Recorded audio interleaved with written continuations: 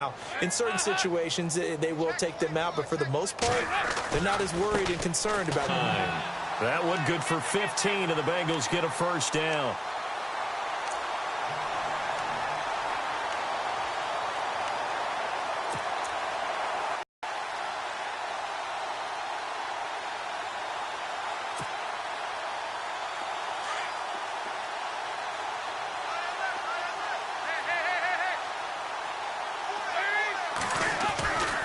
They'll run again with Bernard.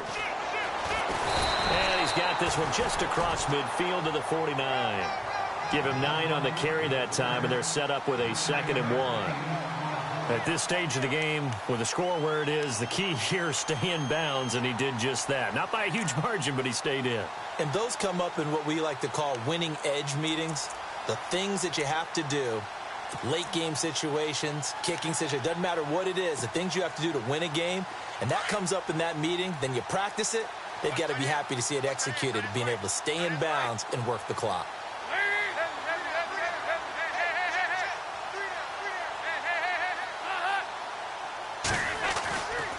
Now a carry for Bernard. And he'll get this into enemy territory, but not by much, as he's down to the 48. He can muster only a yard there, and they'll be left with a 3rd and very short.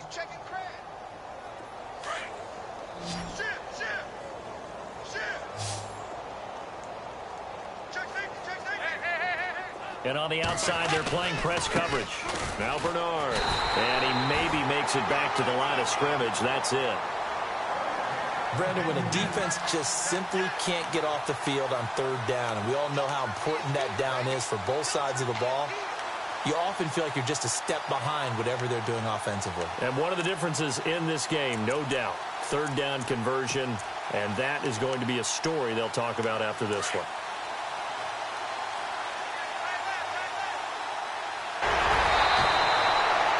Good for 19 and a first down. Do my eyes deceive me, or is he getting stronger as this game moves along? Burst seems just as good here in the 4th as it was way back in the 1st, doesn't it? I do believe someone put a lot of time in the offseason and continues to condition during the season in order to continue to carry the ball at this rate.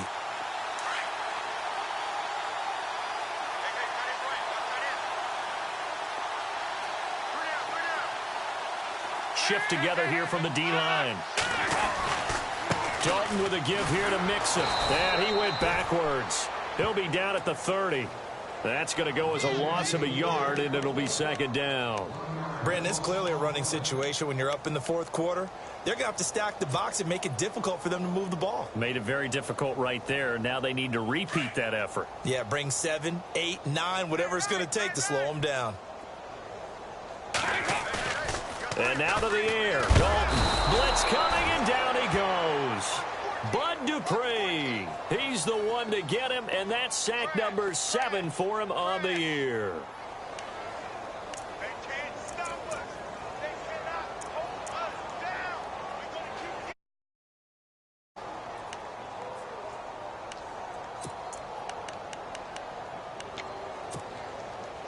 So the sack, and now it's 3rd and long for Dalton and the Bengals. Dalton sets up play action. And he couldn't hang on to it through the contact. Incomplete. That would have been a great catch, but it's real difficult to hold on to it because it was contested all the way. Would have been a great play if he'd been able to haul that one in. So now they're going to send out the field goal unit to, as they say, fire away from long distance. This will be from 56 yards out.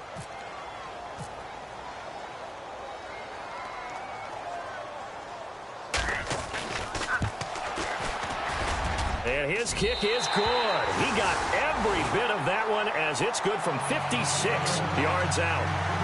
So it's 3 more points, and that widens things out even further here in the 4th. Hey, in this league, you can never have too much. So if you're in range, grab the 3 whenever you can. This fielded a few yards into the end zone. Ooh, with a juke. And he'll get it up past the 20 to the 22-yard line.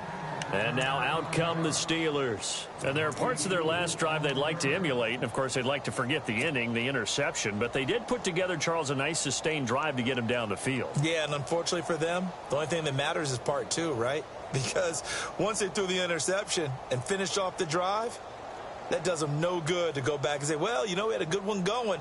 Finish things off. That's the only way you can get it done.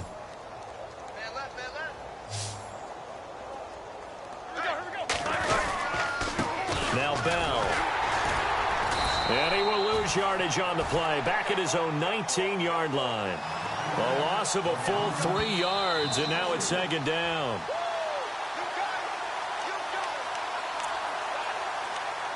Time for a break.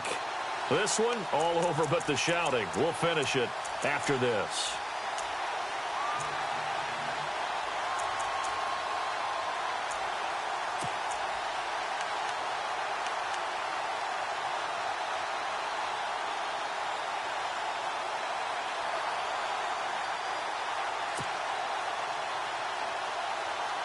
Second down, offense behind the sticks here. 2nd and 13. Play clock winding down. On second down, Roethlisberger.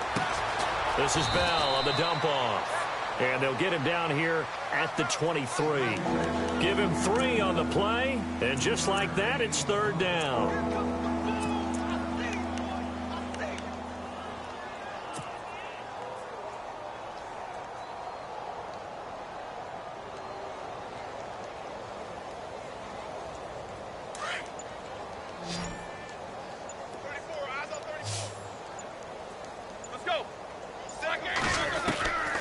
Here's Roethlisberger.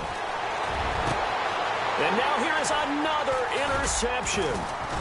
Picked off with great anticipation. And the return will be stopped at the 34-yard line. Just a little bit of a rough stretch. 6 interceptions now in these last 2 weeks combined. I know the easy thing is to go back to mechanics, footwork, things of that nature. I'm also wondering, is he getting fooled by what he's seeing on defense? As the scouting report changes? He better figure, whatever the reason is, he better figure it out.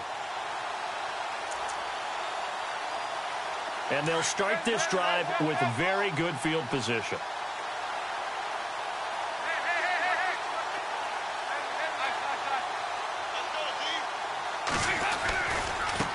Now a handoff looking right. And he'll lose yardage on the play back at the 37-yard line. A loss of a full 3 yards, and now it's second down. Yeah, let me puff out my chest a little bit, even though I'm not rooting for either team. That was a really nice defensive play.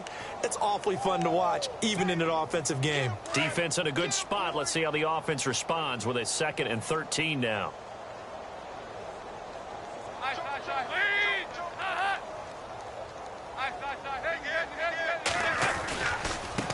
Going to give this time to the tailback. And he'll be a little shy of the 25 here at the 26-yard line. It'll be a pickup of 10 yards. And it'll be third down.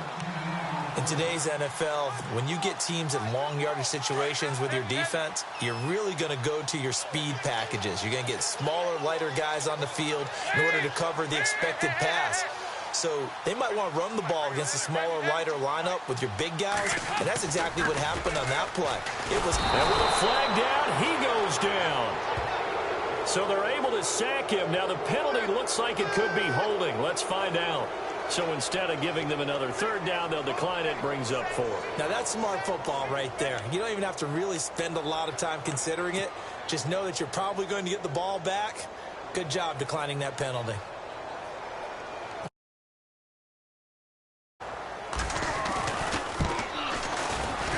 And this will split the uprights. It's right down the middle. And that will just add 3 more to a lead that's already out of hand. So after the pick, they can't capitalize for 6, but they do get 3. And I know in this situation, most of us wanted to focus on the offense. You know what side of the ball I played on. Let's give that defense a lot of credit. Taking it over in a sudden change situation and shutting them down. And he's up past the 20 to the 22-yard line. And Pittsburgh getting set to take the field. They are down big. They have not scored a single point I don't know. Are they so defeated at this point you just want to get in the locker room, get the heck out of here? That is one way to approach it. Sometimes coaches say, that's it, okay? It hasn't worked all game. There's no sense in doing something now.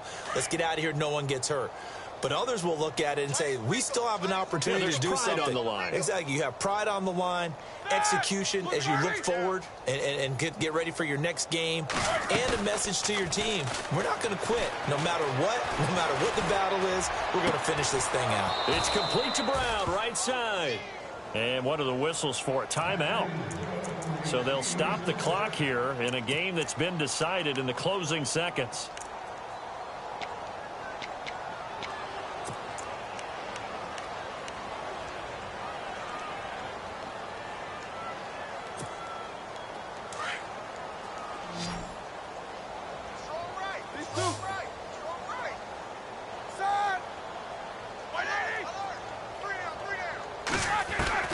Now Roethlisberger on first down.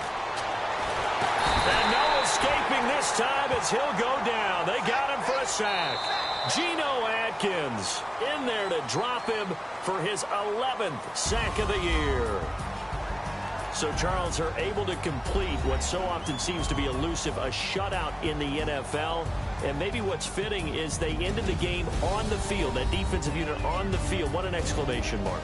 And probably felt like they could go another 60 minutes without anyone putting points on the board against them. That's the confidence you gain throughout when you're pitching a shutout.